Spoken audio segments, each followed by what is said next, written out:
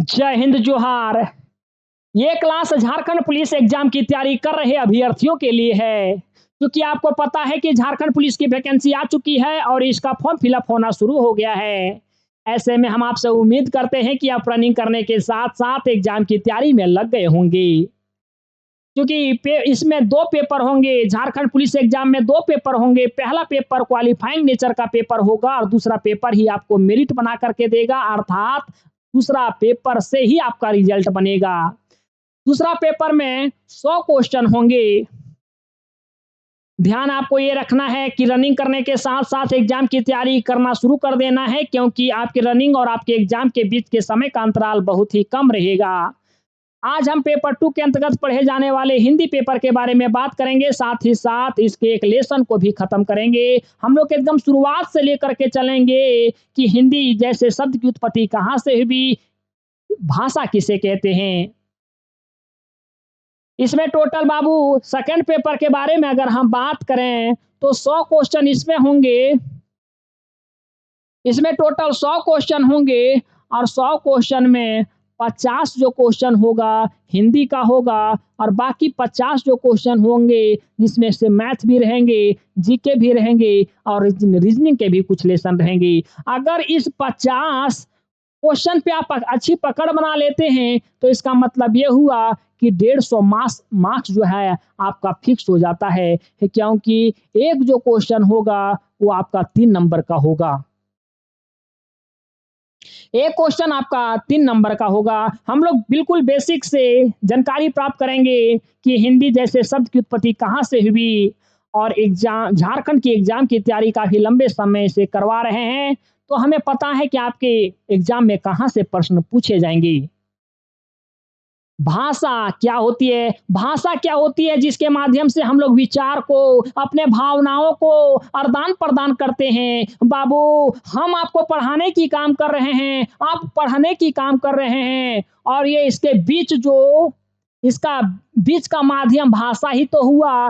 हम आपको समझा पा रहे हैं और आप समझ पा रहे हैं और इसका माध्यम जो बना वो भाषा बना। चाहे तो आप भी किसी को कुछ कहते होंगे कोई काम करने के लिए, तो आप उन्हें इशारा करके कहते होंगे या तो बोल करके कहते होंगे या तो लिख के कहते होंगे। तो ये 3 जैसे चीज़ हैं, बोलना, लिखना या तो इशारा करना, ये भाषा के ही प्रकार हैं।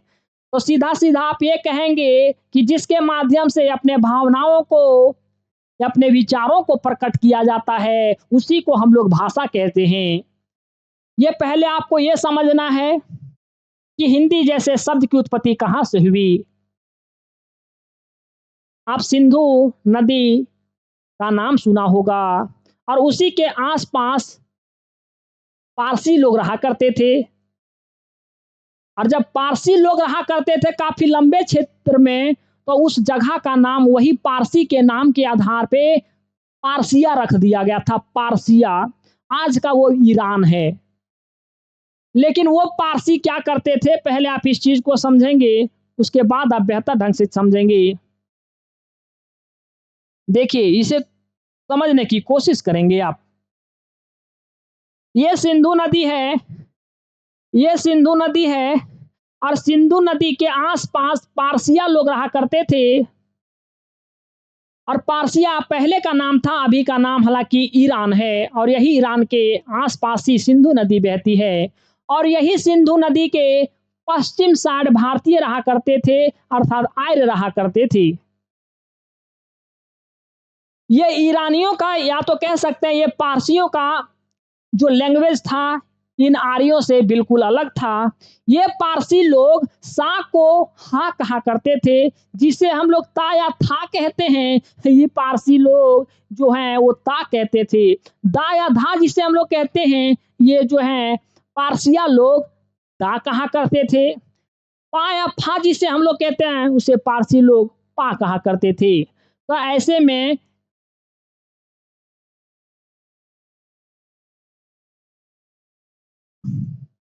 सिंधु नदी, सिंधु नदी के आस-पास रहने वाले लोगों को इन्होंने सिंधु तो नहीं कहते थे, यही सिंधु को इन लोग हिंदू कहा करते थे। जैसे सा को इन लोग हाँ कहा करते थे, सा को इन लोग हाँ कहा करते थे, तो ये हुआ। और धा को इन लोग दा कहा करते थे, तो वही सिंधु के पश्चिम साइड रहने वाले लोगों को पारसी लोग हिंदू कहा करते थे। और इनके द्वारा बोली गई भाषा को इन लोग हिंदवी कहा कहते थे। बोले इन लोग भाषा जो बोलता है वो हिंदवी भाषा बोलता है। और यही हिंदवी भाषा आगे जा करके हिंदी का रूप ले लिया। यही हिंदवी जो है वो रूढ़ रूप लिया और लास्ट में अभी हिंदी बन गया। अब बाबू, अब आपको पता चल गया कि हिंदी शब्द की उत्पत्ति कहाँ से हुई है। आप सीधे सीधे ये कहेंगे कि सिंधु नदी से ही हिंदू शब्द की उत्पत्ति हुई है। अब आपको देखिए, हालांकि ईरानियों द्वारा ये हिंदी शब्द दिया गया है सिंधु नदी के नाम पर। सिंधु नदी के नाम पर ही हिंदी जैसी शब्द की उत्पत्ति हुई है, हिंदी जैसी शब्द की उत्पत्ति हुई है और ये ईरानियों द्वारा दी गई है। अब ये भाषा की उत्पत्ति कैसे हुई है, तो बाबू संस्कृत की भाष धातु से भाषा की उत्पत्ति हुई है। संस्कृत की भाष धातु से भाषा की उत्पत्ति हुई है। आपको पता होगा कि हिंदी की माँ संस्कृत को ही कहा जाता है। तो भाष का मतलब होता है प्रकट करना। चाहे तो भाषा का मतलब हम पहले बताएं, चाहे तो आप विचार अपना प्रकट कर लें, चाहे तो आप अपने भावनाओं को प्रकट कर लें, लेकिन प्रकट करना ही होता है भाषा का मतलब। तो ये क्या कैसे उत्पत्ति हुई है हिंदी शब्द की और कैसे उत्पत्ति हुई है हिंदी भाषा की, या तो कोई अपने ये चीजों को आपने समझ लिया कि हिंदी शब्द की उत्पत्ति कैसे हुई है और हिंदी भाषा की उत्पत्ति कैसे हुई है। इसी चीज को एक लाइन में हम आपको लिख करके यहाँ दे दिए हैं कि भाव और विचारों को प्रकट करने के लिए जिस माध्यम का प्रयोग करते हैं उसे भाषा कहते हैं, अर्थात भाषा अभिव्यक्ति का माध्यम है। यही चीज हम आपको बताएं, भाव और विचारों को बोलकर, लिखकर और इशारा करके प्रकट किया जाता है। अब ऐसा नहीं है कि खाली बोल करके अगर कोई बात बोला जाए या तो कहा जाए वही भाषा है। लिख कर करके भी अपने आप भावनाओं को अपना आदान प्रदान कर सकते हैं, अपने विचारों का आदान प्रदान कर सकते हैं। ऐसे में या इशारा करके भी अपने भावनाओं या तो अपने विचारों का आदान प्रदान कर सकते हैं, तो वो भी भाषा है। अर्थात भाषा के भी प्रकार के अंतर्गत इशारा करना, लिखना, बोलना सब आता है। हिंदी शब्द की उत्पत्ति कैसे हुई हम आपको यही बताएं, लेकिन आप लाइन बाय लाइन चीजों को देख लेंगे। सबसे प्राचीनतम नदी सिंधु नदी है और यह नदी ईरान के आसपास बहती है। ईरान का पुराना नाम पारसिया था, क्योंकि वहां पारसी लोग रहते थे। पारसी लोग रहते थे, इसलिए अब अधिक लंबे चौड़े क्षेत्रों में पारसी लोग रहते थे, तो वही पारसी लोगों के आधार पे ही उस क्षेत्र का नाम पारसिया रख दिया गया। लेकिन आज का वो ईरान है और सिंधु नदी के पश्चिम में आर्य लोग अर्थात भारतीय लोग रहा करते थे। वही सिंधु नदी के पश्चिम में, जैसे कि मैंने आपको इस डायग्राम के माध्यम से बताया ही था कि ये जो आपका पश्चिम साइड है, यहाँ भारतीय लोग रहा करते थे। देखिए, अगर आप मैप को देखेंगे तो मान लीजिए नदियाँ ऐसे बह रही है, तो ये आपका हुआ उत्तर हुआ, ये आपका उत्तर हुआ, ये आपका पूरब हुआ और ये आपका पश्चिम हुआ, ये आपका दक्षिण हुआ। तो ऐसे में ये नदी बह रही है, तो पश्चिम साइड आर्य लोग रहा करते थे। जो वहां ईरानी लोग या पारसी लोग रहते थे, उनकी जो भाषा आर्य से बिल्कुल अलग थी। आर्यों से उनकी भाषा अलग थी। जैसे हम लोग जिसे सा बोलते हैं, उन लोग हा बोला करते थे। जिसे हम लोग ता या था कहते हैं, वही चीज को उन लोग ता कहते थे। जिसे हम लोग दा या धा कहते हैं, उसी चीज को उन लोग दा बोलते हैं। और जिसे हम लोग पा फा बोलते हैं, तो उन लोग पा फा ना बोलता था, फा डायरेक्ट पा बोलता था। इस प्रकार से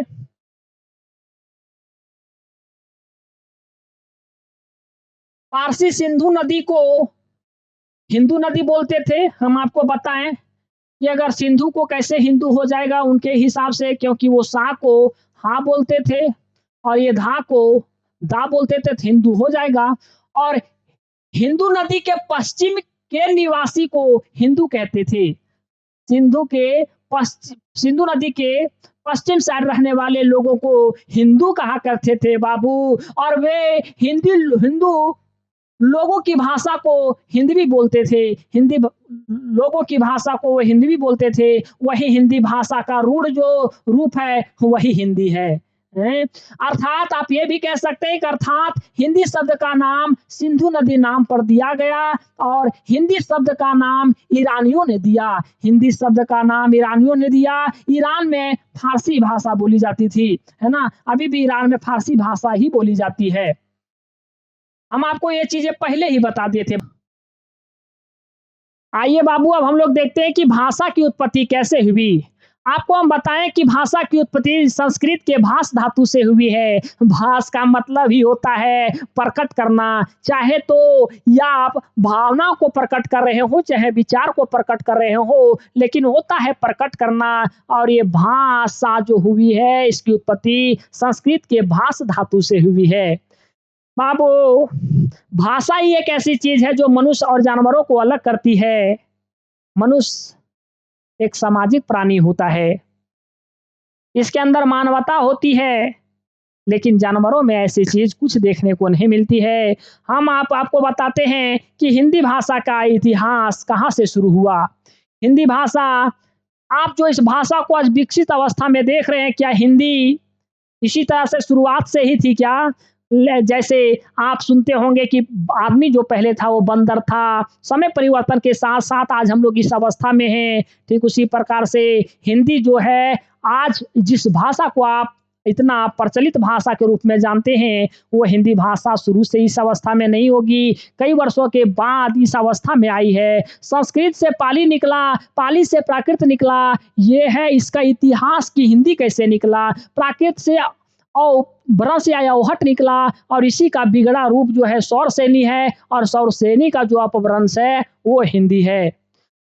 देखिए, हिंदी का भी कुछ काल रहा है, संस्कृत का भी कुछ अपना काल रहा है। तो संस्कृत का जो काल है, जैसे कोरोना काल अगर पूछा जाए तो आप कहिएगा 2019 से कोरोना काल रहा है। तो संस्कृत जो है इसका काल 1500 ईसा पूर्व से लेकर 1000 ईसा पूर्व तक रहा है और इसके वैदिक काल में ही वेद और उपन्यास की रचना की गई है और ये सारे वेद और उपन्यास की रचना संस्कृत में की गई है। महाभारत और रामायण की रचना संस्कृत में ही की गई है। जितने भी बौद्ध ग्रंथ हैं उसकी रचना पाली भाषा में की गई है। जैन ग्रंथ जितने हैं उसकी रचना प्राकृत भाषा में की गई है। और ये अपभ्रंश और अवहट जो हैं, जो सौरसेनी से हिंदी निकले हुए हैं और हिंदी का जो काल रहा है वो 1000 ईस्वी से लेकर के वर्तमान समय तक रहा है। और वर्तमान समय में इसलिए क्योंकि अभी हिंदी का ही प्रभाव है, इसलिए यहाँ लिखा हुआ है कि वर्तमान समय हिंदी का इसलिए है क्योंकि अभी सबसे ज़्यादा हिंदी भाषा का प्रयोग किया जा रहा है। और जिस भाषा का अधिक प्रयोग किया जाता है उसे उस भाषा का समय दिया जाता है। मतलब 1000 ईस्वी से लेकर के वर्तमान समय तक जो काल रहा है वो हिंदी भाषा का ही रहा है। और जो जिस समय भाषा चल रही होती है अधिक क्षेत्रों में उस भाषा का ही काल दिया जाता है, अर्थात हिंदी का ही अभी काल है। आइए बाबू, अब हम लोग देखते हैं कि लिपि किसे कहते हैं। वास्तव में लिपि ना एगो छाप होता है। जैसे अगर मान लिया जाए राम लिखना हो तो राम हम लोग देवनागरी में लिखें, देवनागरी में ऐसे लिखें। अगर राम ऐसे लिखना हो तो ये हम लोग रोमन में लिख दिए ऐसे करके। अगर हम लोग ऐसे उर्दू में राम लिखना हो तो हम लोग फारसी में लिख दिए, इसकी लिपि फारसी होगी। तो लिख तो एक ही चीज रहे हैं ना, लेकिन छपिया अलग अलग बन रहा है। तो ऐसे में हम लोग कहेंगे कि कोई लिपि की अलग अलग छाप होती है, लिपि की अलग अलग छाप होती है। किसी भी भाषा को लिखने में जो चिन्ह का प्रयोग होता है, चिन्ह माने छाप का प्रयोग होता है, उसी को हम लोग लिपि कहते हैं। जैसे खोटा, मराठी, नेपाली, संस्कृत, हिंदी, गुजराती की अपनी एक देवनागरी लिपि है, अंग्रेजी की रोमन लिपि है, उर्दू की फारसी लिपि है। तो ये सारी चीज को आप ध्यान देंगे कि लिपि होती कुछ नहीं है, लिपि जो है एक वो छाप होती है। हो बाबू, भारत में अगर सबसे ज्यादा बोली जाने वाली भाषा है वो हिंदी है। अगर हिंदी ना होती तो हम लोग थोड़े कहते कि वर्तमान समय में हिंदी चल रही है। हिंदी है इसीलिए बोलते हैं कि वर्तमान में भी हिंदी का ही समय चल रहा है, और जिस समय जिस भाषा अधिक चल रही होती है उसी भाषा का काल भी चल रहा होता है। काल भी चल रहा होता है। अगर बोली की बात की जाए तो बोली भाषा से तनी कम लेवल वाला चीज होता है बोली। पहले मातृभाषा मैंने गांव घर में जो भाषा बोला, गांव घरमा में जो भाषा बोलते हैं उसे मातृभाषा कहते हैं। और थोड़ा ब्लॉक स्तर पे जो भाषा बोलते हैं आप लोग बोली कहते हैं। ये सारी चीजें आपको हम यहाँ बताते हैं। जिस प्रकार से कम क्षेत्रफल के एरिया को जैसे आप लोग गांव कहते हैं, उससे बड़ा अगर क्षेत्रफल हो जाता है तो प्रखंड कहते हैं, उससे और बड़ा हो जाता है तो जिला कहते हैं, उससे और बड़ा हो जाता है तो राज्य कहते हैं, और उससे और बड़ा हो जाता है तो देश कहते हैं, है ना। तो ठीक उसी प्रकार से यहाँ भी है। कम क्षेत्रफल पे बोली जाने वाली भाषा को हम लोग मातृभाषा कहते हैं। ऊपर से ज्यादा क्षेत्रफल पे बोली जाने वाली भाषा को हम लोग बोली कहते हैं। ऊपर से ज्यादा क्षेत्रफल पे बोली जाने वाली भाषा को उपभाषा कहते हैं। ऊपर से ज्यादा क्षेत्रफल पे बोली जाने वाली भाषा को उपभाषा के हमने उपभाषा कहते हैं। उसकर से ऊपर राजभाषा कहते हैं और ऊपर से ऊपर राष्ट्रभाषा कहते हैं। यहीं से आपका कोई भी भाषा की साहित्य स्टार्ट हो जाती है। साहित्य मतलब यही हुआ बाबू कि कोई भी भाषा का अपना कहानी लिखाना स्टार्ट हो जाता है, उपन्यास लिखाना स्टार्ट हो जाता है, कविता लिखाना स्टार्ट हो जाता है, नाटक लिखाना स्टार्ट हो जाता है। इसी को हम लोग कहते हैं कि साहित्य स्टार्ट हो जाता है कोई भी भाषा की। उपभाषा की अपनी साहित्य होती है, उपभाषा से साहित्य लिखाना स्टार्ट हो जाता है। एक होता बाबू राजनयिक भाषा। ये राजनयिक भाषा क्या होता, मान लिया जाए चाइना के साथ संबंध अच्छा है और भारत वाला लोग गया वहां, तो भारत वाला भाषा में चाइना वाला लोग समझेगा नहीं समझेगा। अब चाइना वाला भाषा हम लोग समझेंगे ना समझेंगे, तो कोनो रास्ता तो निकालना होगा। और वैसे में एक अलगे भाषा को निकालना पड़ता है, मतलब एक भाषा को चुनना पड़ता है, वैसन भाषा तो दोनों देशवा के लोग समझे। उस भाषा को हम लोग संपर्क भाषा कहते हैं, और वही भाषा को हम लोग राजनयिक भाषा कहते हैं। दो देशों के बीच कागजी कार्य के लिए जिस भाषा में किया जाता है, जिस भाषा का प्रयोग किया जाता है, उसी को हम लोग राजनयिक भाषा कहते हैं। देवनागरी लिपि की अगर हम लोग बात करें तो देवनागरी लिपि अर्थात हिंदी में बाबू वही देवनागरी लिपि, वही हिंदी भाषा की बात हो रही है। स्वर 11 हैं और व्यंजन की बात किया जाए तो 33 हैं। मतलब स्वर और व्यंजन मिला करके वो 44 होते हैं, जो स्वतंत्र रूप से उच्चारित होते हैं, किन्हीं का सहारा ना लेना पड़ता है, उसी को हम लोग स्वर्ण वर्ण कहते हैं। जैसे बाबू या में आकार, बाबू लघुई, दीर्घी, लघु, दीर्घु, री, ए वो और औ। व्यंजन की बात करें हम लोग का खा गा घा अंगा, तो देखिए हम लोग व्यंजन की बात करेंगे ना तो प्रत्येक में 5-5 गो अक्षर है ना, 5-5 गो है ना अक्षर है। तो अगर आपको एक गो अक्षर कह करके अगर वर्ग लगा देंगे तो समझ जाइए आप पांचों बोल दिए। जैसे कवर्ग बोलते हैं, का खा गा घा अंगा, इतना ना बोलना है आपको। का कवर्ग खाली कह देंगे ना, का लगा दीजिए इसका और वर्ग लगा दीजिए तो आप समझिए पांचों बोल दिए। ऐसे में चवर्ग, टवर्ग, तवर्ग, पवर्ग, ये अंतोसिया रा लावा, अंतसिया रा लावा जो होते हैं ना, इसी को हम लोग अंतस्थ कहते हैं। अंतस्थ का मतलब ये होता है कि ये कभी स्वर के रूप में तो कभी व्यंजन के रूप में प्रयोग हो जाते हैं। अंतस्या अलावा तलबसा, उधनसा, दंतसा, हा। अगर आपको पूछे कि देवनागरी लिपि में सबसे अंतिम अक्षर कौन सा होता है तो हा होता है। आप बोलिएगा बाबू छंजगी छात्रा जो आ गया बच्चा, वो क्यों नहीं होता है, तो ये लोग स्वतंत्र खुदे नहीं है, क्योंकि इन लोग संयुक्त अक्षर के रूप में आता है। इन लोग 2 अक्षर से मिल करके बना हुआ है। अगर हम लोग छा की बात करें तो छा आधा का और सा से मिलकर बना हुआ। तरा की बात करें तो आधा ता और रा मिल करके बना हुआ है। अब ज्ञा की बात करें तो आधा जा और या मिल करके बना हुआ है। इसलिए अगर देवनागरी लिपि में अंतिम व्यंजन देखा जाए तो ज्ञा जरूर होता है, लेकिन ये संयुक्त अक्षर से मिल करके बना हुआ है। लेकिन कंपटीशन के हिसाब से देखा जाए तो हा जो होता है वो हमारे देवनागरी लिपि में सबसे अंतिम अक्षर माना जाता है। स्वर्ण वर्ण की बात करें तो आपको उदाहरण पता है कि स्वतंत्र रूप से उच्चारित होने वाली ध्वनियों को स्वर्ण वर्ण कहते हैं, जो कि टोटल 11 हैं। टोटल 11 हैं और विशेष रूप से स्वर्ण वर्ण को कहीं मूल स्वर भी कहा जाता है। हर्ष स्वर के नाम से भी आपको कहीं कहीं देखने को मिलेगा, एक मात्रिक स्वर के नाम से भी देखने को मिलेगा, क्योंकि इसको बोलने में कम हवा की जरूरत पड़ती है या तो इन्हें कम समय में बोला जाता है।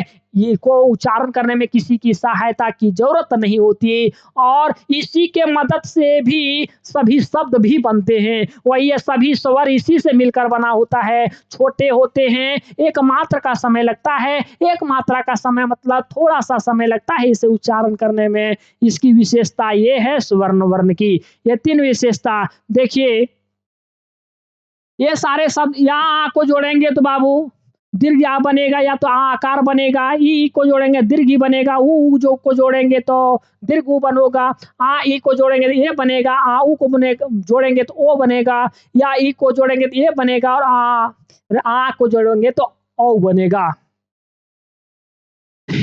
इस सब को नोट कर लेंगे। ध्यान रहे बाबू, द यूनिक क्लासेस पे एडमिशन शुरू हो गया है और अभी ऑफर में आपको 699 रुपये में पूरी क्लास दी जा रही है, जहां आपको कंप्लीट वीडियो दिए जा रहे हैं, कंप्लीट आपको पीडीएफ दिए जा रहे हैं, कंप्लीट आपको एमसीक्यू क्वेश्चन दिए जा रहे हैं। ओ बाबू ध्यान रहे, सरस्वती पूजा के ऑफर पे आपको लाभ उठा लेना है। अब ये लिमिट सीटों के लिए ये आपकी ऑफर निकाली गई है और द यूनिक क्लासेस पे लगातार जीके की क्लास चल ही रही है, अब हिंदी की क्लास तो चल ही रही है, साथ ही साथ आपके सिलेबस के अनुसार पेपर 2 में जितने भी चीजें पढ़नी है वो सारी चीजें वहां पे चलाई जा रही है। तो ध्यान रखेंगे, इस ऑफर का आप लाभ जरूर उठाएंगे, जहां 699 के लिए आपको ये ऑफर दिया जा रहा है। ध्यान रहे,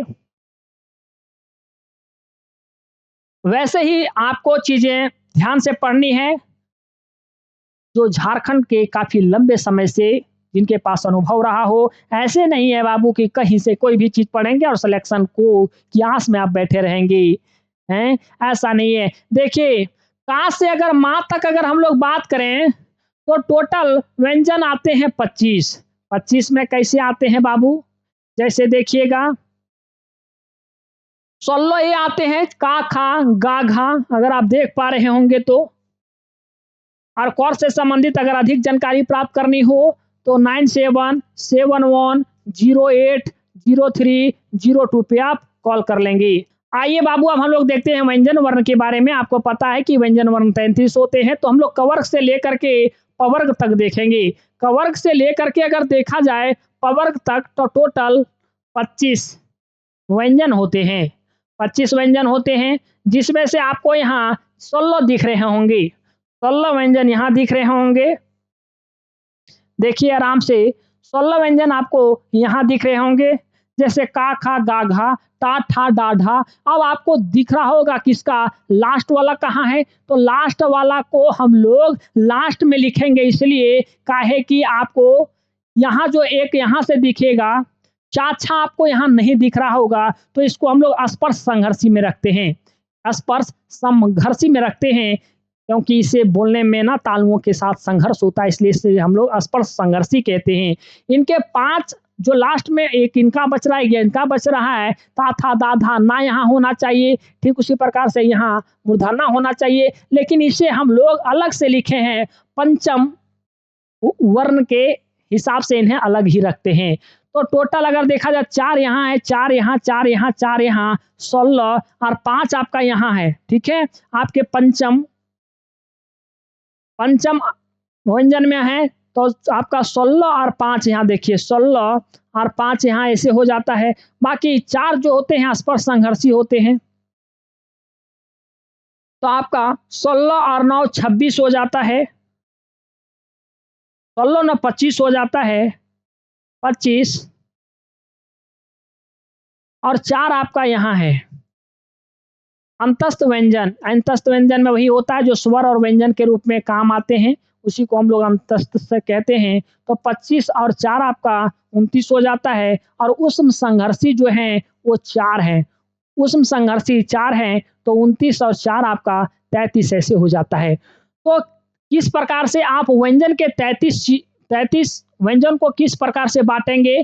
कुछ जो आते हैं वो स्पर्श संघर्षी में आते हैं, कुछ जो आते हैं वो पंचम अक्षर में आते हैं, जैसे पंचम अक्षर में आपके कवर का जो अंतिम वाला आपका होता है अक्षर वो आता है, जैसे टा, ठा, डा, ढा, मूर्धन्य में ना आता है, ता, था, दा, दंत ना आता है, पा, फा, मा, ये जो होते हैं वो पंचम अक्षर कहलाते हैं। और ऐसे में कहने का मतलब यहाँ सीधा-सीधा ये है कि आपके पास 33 व्यंजन हैं और 33 व्यंजन को भी अलग-अलग खंडों में बाँटा गया है। कुछ को पंचम वर्ण में, कुछ को स्पर्श संघर्षी वर्ण में, कुछ को अंतस्थ व्यंजन में, कुछ को उष्ण संघर्षी व्यंजन में। इसको ये सा को बोलिए तो शा, तो ऐसे में ना संघर्ष उत्पन्न होता है या ऐसे ऊष्मा जैसे लग रहा हो कि संघर्ष होने के दौरान ऊष्मा उत्पन्न हो रही हो, जैसे तालबसा, सा, ऐसे आप बोलेंगे ना, तो ऐसे में आपका उच्चारण के समय पता चलेगा।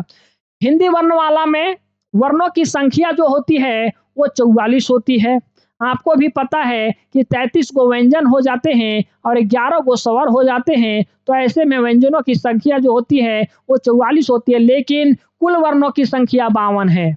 लेकिन कुल वर्णों की संख्या 52 इसलिए है क्योंकि 44 तो आपने वहाँ जोड़ा था, साथ ही साथ यहाँ आप अगर 2 जोड़ेंगे तो 44 और 2 आपका 46 हो जाता है और 52 लेकर जाना है। तो ये अड़ा और अढ़ा, ये अड़ा और अढ़ा, इसे हम लोग उत्क्षिप्त कहते हैं। उत्क्षिप्त कहते हैं या तो ताड़नपन कहते हैं, ताड़नपन कहते हैं। ताड़नपन इसीलिए क्योंकि ऐसे लग रहा हो, ताड़न मने होता है अलग करना, ऐसे लग रहा अड़ा अढ़ा, ऐसे अगर उच्चारण करते हैं तो ऐसे लग रहा है कि वो कहीं उछाल मार रहा है, ऐसे लग रहा है फेंका रहा है। फेंका रहा है इसका मतलब यही हुआ कि उत्क्षिप्त को ही हम लोग कहते हैं। तो ऐसे में 46 और 2 और ऐड कर लेते हैं तो 48 हो जाता है, ठीक है। संयुक्त जो अक्षर होते हैं इसे भी ऐड करना होता है। 48 तो हुआ 49, 50, 51, 52, इस प्रकार से व्यंजनों की संख्या 52, यहाँ 54 नहीं, यहाँ 52 होगा, तो इस प्रकार से 52 हो जाएंगे, ठीक है। तो अगर कुल की बात किया जाए तो 52, अगर सिर्फ व सिर्फ व्यंजन की बात किया जाए तो 44, अगर स्वर की बात किया जाए तो 11। देखिए स्वर की अगर बात किया जाए तो 11, व्यंजन की अगर बात किया जाए तो 33, अगर कुल का बात किया जाए तो 52। और आकर 52 में कौन कौन है ये आपको बता दिया जाए तो ये सारे चीजें हैं। अगर व्यंजन में कौन है उष्ण संघर्षी, ये सारा चीज, या तो कौन है, आपको व्यंजन में भी कुछ टाइप बताए हुए थे, देखिए कि कौन है अंतस्थ व्यंजन, कौन है स्पर्श संघर्षी व्यंजन, ये सारी चीज आपको ध्यान में रखने हैं। देखिए बाबू, भाषा के कौशल की बात करें तो भाषा सिर्फ बोलना ही नहीं होता है, सुनना भी भाषा ही। देखिए भाषा के प्रकार होता है इशारा करना, लिखना और बोलना, लेकिन भाषा का कौशल ये होता है कि पहले सुना जाता है, उसके बाद बोला जाता है, उसके बाद पढ़ा जाता है, उसके बाद लिखा जाता है। ये भाषा का अपना रूल होता है।